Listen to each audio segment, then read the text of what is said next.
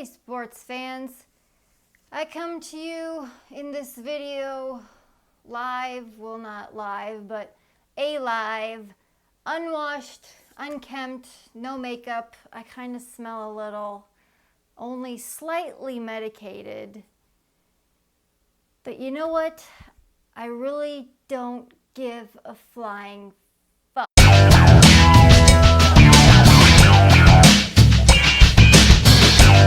Hey everybody, it's Lindsay, aka the Crohn's Ranger, and today I'm gonna tell you all about my week.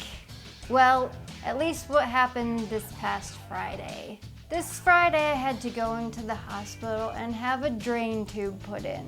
This all started a few years ago, 3-4 years ago, when this big flare first started, because I had 2 abscesses down around my lower colon rectal area on the inside. 2 of them.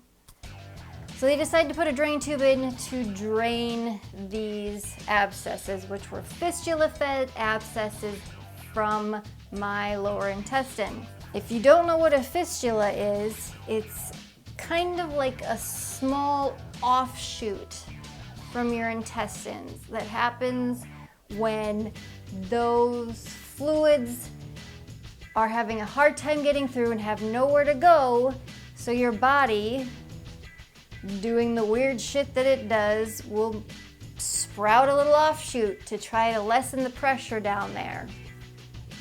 So my intestines sprouted a little offshoot and made these fluid pockets. They put this drain tube through my lower back upper buttock, and it was in for several months. During that time, where they had put the drain tube in fistulized out through that tract.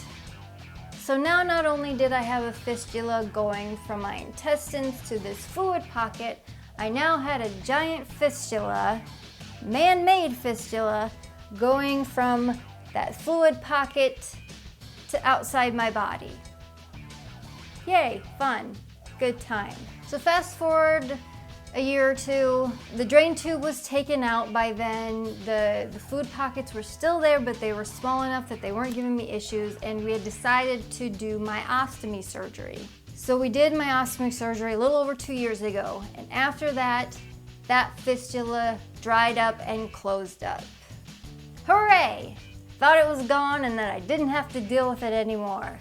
Well, I should have known better, the way things go for me. About 3-4 months ago, there started to be a lot of pressure behind where this fistula used to be, because I still had a scar from where they had stuck that drain tube in and where it fistulized out. And it was probably May where it opened back up on its own and started draining. So I went back to the doctor, and she decided we were gonna try another new medicine. We were gonna go on Stelara because she said that it was more focused on healing fistulas and that category of symptoms. So now we find ourselves to the present. I went in to see my doctor a few weeks ago. The fistula kept changing, kept draining, kept causing pain. So they did an MRI. The MRI showed that there was a fluid pocket, and it was pretty much in the same place that the original 2 were, but it was a little bit smaller, which is a good thing, but still problematic.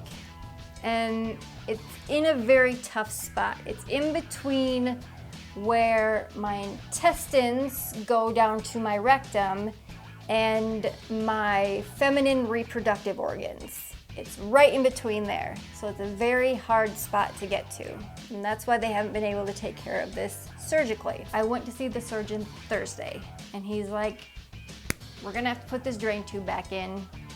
We'll call interventional radiology and see what they want to do. We'll call you when we have an answer and have an appointment set up with them.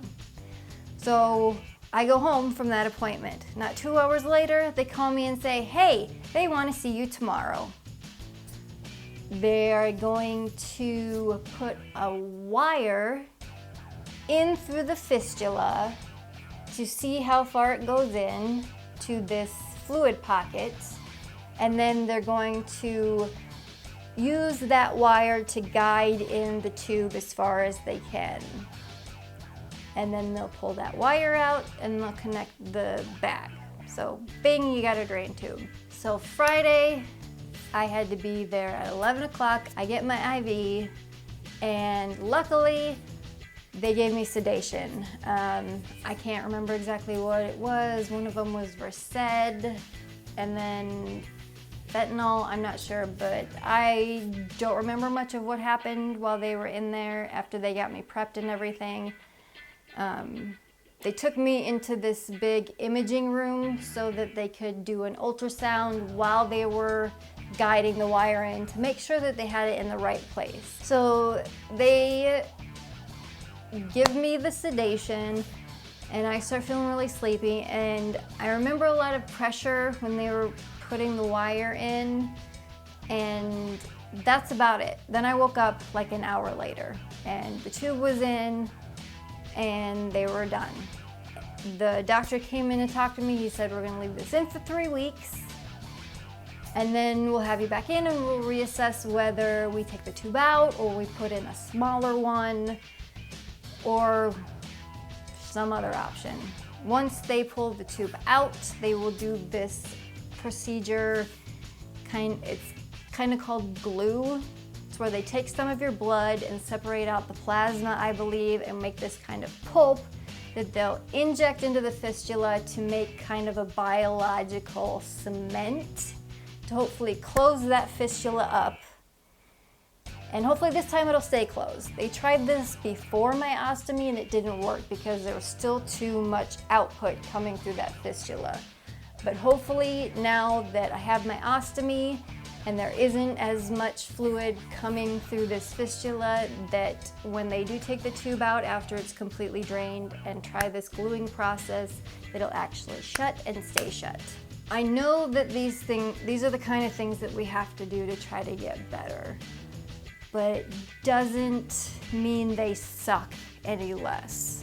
I've been doing pretty well after my ostomy surgery. We hadn't had to do anything else besides change my medicine a couple times. So I'm kind of in pity party mode right now, but I'm sure I'll snap out of that in a few days and I'll be better. The last time I had a drain tube, I had a lot more painkillers, so I didn't really care that I had a drain tube. This time, I'm almost completely off the opioids, so it's bothering me a lot more. It's a lot harder to get comfortable. I can't sleep very well because it's hard to get into a position where I'm not either rolling on my ostomy or putting a lot of pressure on where the drain tube goes in. So it's gonna be a trying few weeks, but I'll get through it like I always do because just another thing that we gotta deal with. I think I've rambled on enough on this video. Hopefully next time I talk to you, I'll be in a little better mood and be a little more presentable. But I just wanted to do this video in my natural state because right now, I just don't have the energy to put on makeup or do my hair. It's even hard. I can't take a bath right now because of it. I have to shower and I need my husband's help to be able to clean around where the drain tube goes in and change that dressing. So next time I talk to you, I promise I will be my natural, lovely, spontaneous, and bubbly self. But until next time, keep fighting, stay strong, all that crap. I love you. Bye. Mwah.